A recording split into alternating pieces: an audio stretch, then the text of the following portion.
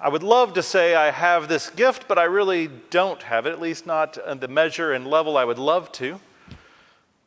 But I did meet a woman once who had it and then some. Now, as a seminarian, clergy are required to go and spend time in hospitals as hospital chaplains. And most of us will jokingly say after CPE, that is clinical pastoral education, after spending a summer in the hospital going from room to room, most of us will jokingly say, I learned at least that I'm not called to be a chaplain in the hospital.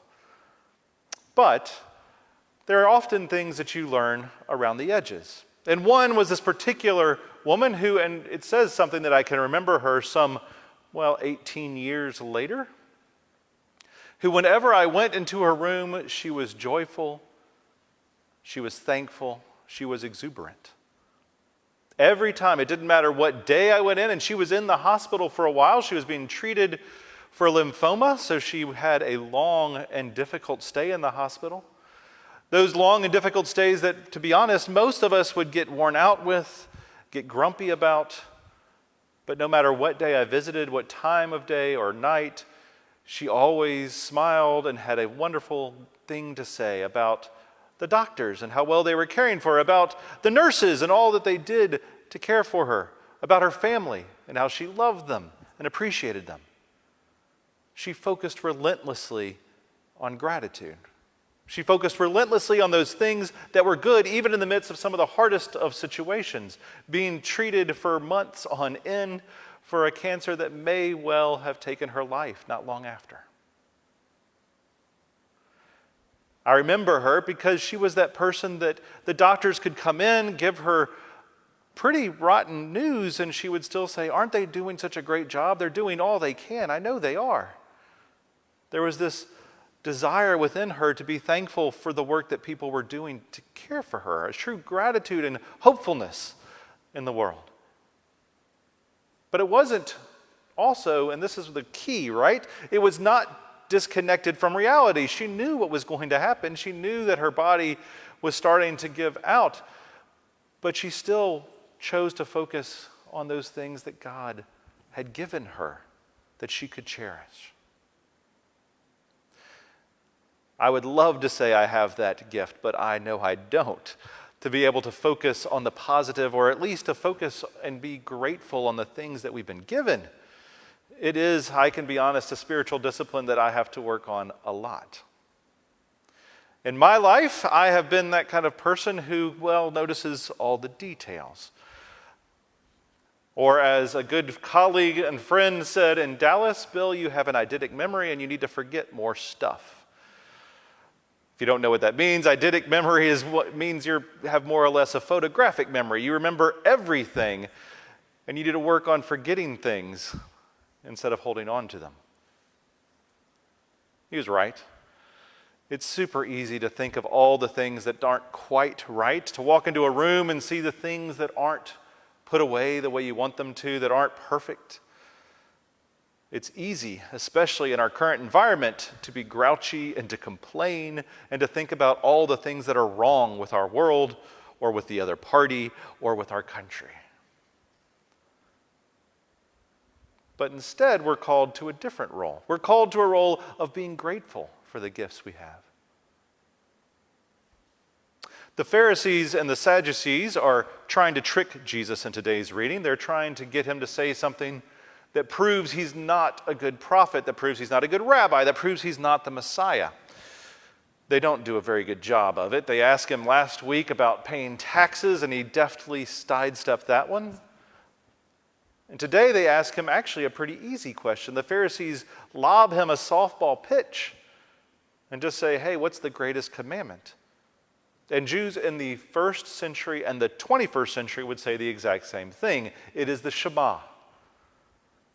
The Talmud teaches that it is the first thing you should teach a child and the last words that should be on your lip when you die. And most Jews are requested or told that they should pray it both at morning and at noon and at night, 3 times a day. Shema Yisrael, Adonai Eloheinu, Adonai Echad. Hear, O Israel, the Lord is your God, the Lord alone. That's not what we hear in this part. Jesus gives the second half of the verse. And you will love the Lord your God with all your heart, with all your soul, and with all your mind. So really, they're lobbing him a softball pitch. That's the only answer anyone should give. And Jesus answers it exactly the way any faithful Jew would. What comes next is the key. He links it to a passage that is not commonly connected. And you will love your neighbor as yourself. One's from Leviticus, one's from Deuteronomy, and Jesus combines them and says this is the heart of all of our faith.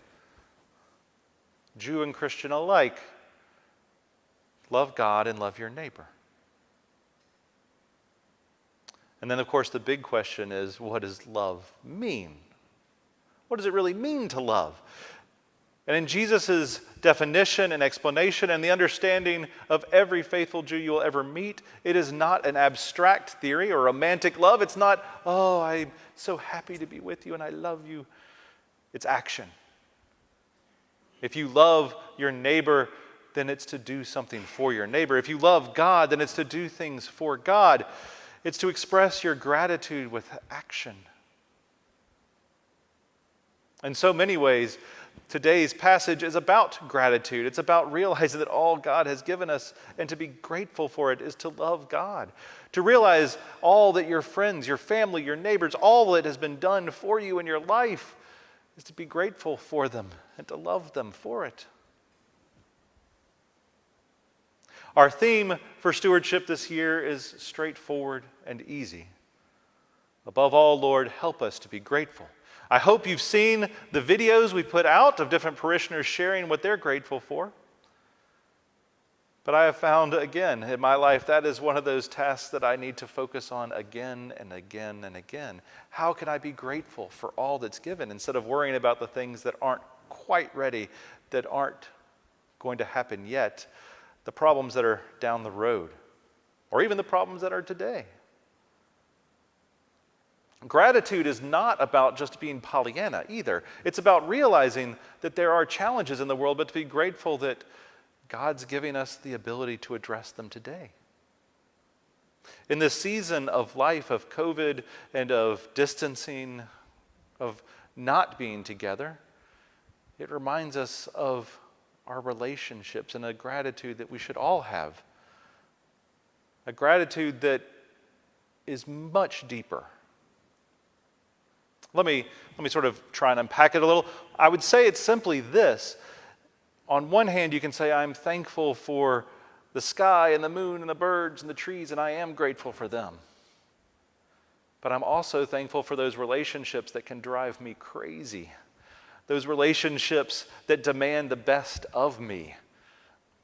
I'm thankful for work in which right now I don't know what the heck I am doing, quite frankly, as a priest, because I want to be with all of you, and yet I am literally miles away on almost every occasion. But I'm thankful for technology, and I'm thankful that I still have relationships with so many of you, and we continue to reach out and find ways to be church in the midst of that distance. That's gratitude in its truest form. Recognizing the challenge and then also giving thanks for what we've been given and the opportunities that it provides.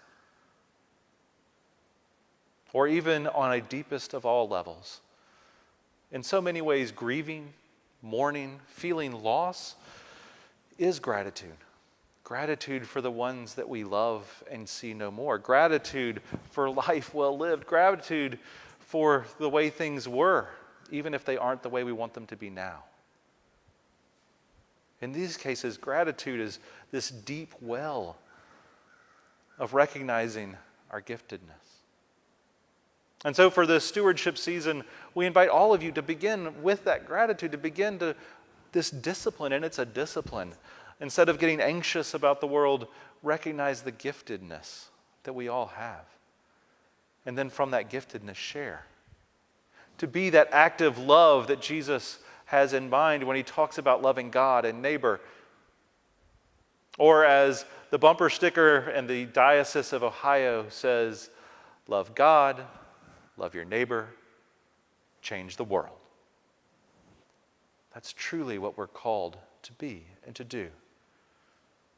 To dig deep in our hearts and to find ways to care for those around us and to make this world more like God's kingdom. To share our time, our talent, and treasure generously, knowing that we have already been given so very much. My friends, I invite you to share all that you can, even as I give thanks for each and every one of you, as I focus on that discipline of being grateful and pray that we can all do the same. Lord, above all, help us to be grateful. Amen.